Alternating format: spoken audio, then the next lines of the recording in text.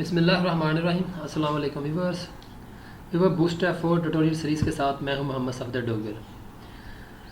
Viewers, पिछले lecture के अंदर हमने देखा था कि नेस्टेड रोज़ और नेस्टेड कॉलम्स यूजिंग बूटस्ट्रैप हम कैसे करते हैं। तो आज की वीडियो के अंदर हम देखेंगे images in bootstrap 4। Viewers, bootstrap 4 के थ्रू हम इमेज को कैसे अपने पेज के अंदर इंसर्ट करते हैं, उसकी कुछ प्रॉपर्टीज़ वगैरह देखेंगे कि कैसे हम इमेज को अपने पेज के अंदर खूबसूरत से खूबसूरत बना सकते हैं। तो आइए स्टार्ट करते हैं व्यूअर्स। तो यहाँ पे मैं सबलाइम अपना जो ट्यूटोरियल एडिटर यूज़ कर रहा हूँ। अगर व्यूअर्स आपको सबलाइम की समझ नहीं है कि इसके अंदर कोडिंग कैसे करते हैं, तो इसके ऊपर मेरा एक पूरा ट्यूटोरियल है 8 वीडियोज़ का। आप वो देख लें तो आपको इससे अच्छी तरह फेमिलियर हो जाएंगे। ये बहुत अच्छा समझ लेंगे कोड एडिटर है। अक्सर स्टूडेंट को मैं ये रिकमेंड करता हूँ कि ये वाला कोड एडिटर जो है ना यूज़ करें वेब प्रोग्रामिंग के लिए। इससे आपकी कोडिंग करनी जो है ना काफ़ी आसान हो जाती है। तो आइए स्टार्ट करते हैं व्यूअर्स। यहाँ पे मैं एक कंटेनर की क्लास लेता हूँ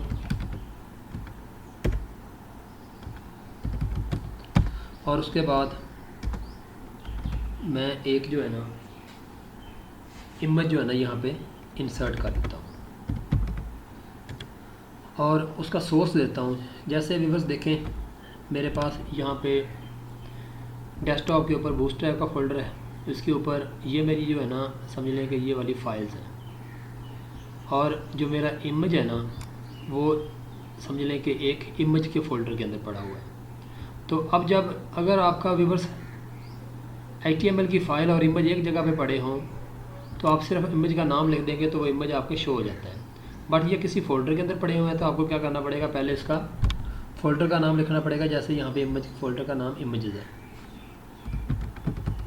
और उसके बाद // और यहाँ पे इमेज का नाम लिख देते हैं जैसे car.jpg।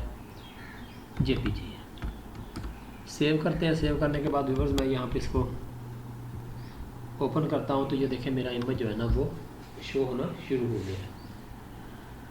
तो इसके बाद व्यूअर्स मैं कुछ टेक्स्ट जो है ना इस इमेज के अंदर फाइल के अंदर जो है ना वो डाल देता हूँ। जैसे मैं यहाँ पे एक बोल्ड का टैग लेता हूँ और कुछ डमी टैग यहाँ से कॉपी कर लेता हूँ। जैसे ये मेरा बूटस्ट्रैप का जो कुछ है ना टैक्स यहाँ से मैं कॉपी करके यहाँ पे पेस्ट कर देता हूँ। थोड़ा सा बड़ा अगर हो गया। उसके बाद व्यूअर्स यहाँ पे मैं कोई डमी टेक्स्ट डाल देता हूँ। तो ये मैंने कुछ डमी टेक्स्ट डाल दिया। इसको अगर मैं रिफ़्रेश करता हूँ व्यूअर्स तो यहाँ पे मेरा ये जो है ना इमेज जो है ना वो शो होना शुरू हो गया और नीचे मेरा टेक्स्ट जो है ना वो शो हो गया। तो अब व्यूअर्स कुछ इस तरह से है। अगर आप चाहते हैं कि ये मेरा इमेज जो है ना वो दरमियान में आ जाए तो उसके लिए व्यूअर्स एक क्लास होती है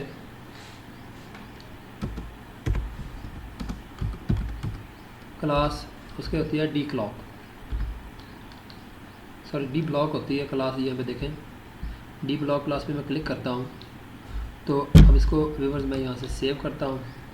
सेव करने के बाद रिफ़्रेश करता हूँ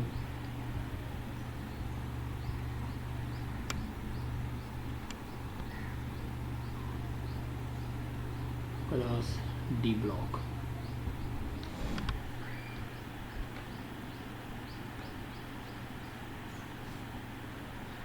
और यहाँ पे मैक्स ऑटो। इसको दोबारा फिर जाके रिफ़्रेश करता हूँ तो ये देखें ये मेरा जो है ना इमेज जो है ना वो समझने दरमियान में शो हो रहा है। मैक्स ऑटो की क्लास से आपका इमेज जो है ना वो शो होना शुरू हो गया। इसी तरह व्यूअर्स अगर आप ये देखें ये मेरा इमेज जो है ना इसका शो हो रहा है। मैं चाहता हूँ कि इसके ये जो कोने हैं ये थोड़े से समझ लें रेडियस बन जाए इनका, जैसे हम HTML और CSS के अंदर करते थे। तो उसके लिए व्यूअर्स यहाँ पे हमारे पास जो क्लास होती है वो होती है राउंडेड की। तो मैं यहाँ पे इसकी राउंड की क्लास देता हूँ। इसको सेव करते हैं। सेव करने के बाद यहाँ पे मैं रिफ़्रेश करता हूँ तो ये देखिए थोड़ा सा इसने उसको राउंडेड कर दिया। और अगर व्यूअर्स आप इसके ऊपर कुछ थंबनेल लगाना चाहते हैं तो उसके लिए आ जाएगा इमेज थंबनेल। सेव करते हैं। सेव करने के बाद जैसे मैं इसको रिफ़्रेश करूँगा तो ये देखें इसके ऊपर थंबनेल जो है ना वो अप्लाई हो चुका है। इसके बाद व्यूअर्स मैं कुछ और इमेज जो है ना इस समझ लें कि अपने पेज के ऊपर इंसर्ट करता हूँ। यहाँ पे मैं इमेजेस और यहाँ पे कोई और जो है ना इमेज मैं इंस्टॉल कर देता हूँ। यहाँ पे imran.jpg है और एक इमेज मैं यहाँ पे और इंस्टॉल समझने ऐड कर देता हूँ। ये मेरा इमेज है जी TULIPS tulips.jpg है। सेव करता हूँ। सेव करने के बाद यहाँ पे देखें मैं रिफ़्रेश करता हूँ तो ये देखें मेरे कुछ इमेज जो है ना यहाँ पे आ गए। और उसके बाद व्यूअर्स मैं कुछ यहाँ पे डमी टेक्स्ट डाल देता हूँ और एक पैराग्राफ और लेके कुछ और डमी टेक्स्ट में यहाँ पे इंसर्ट कर देता हूँ।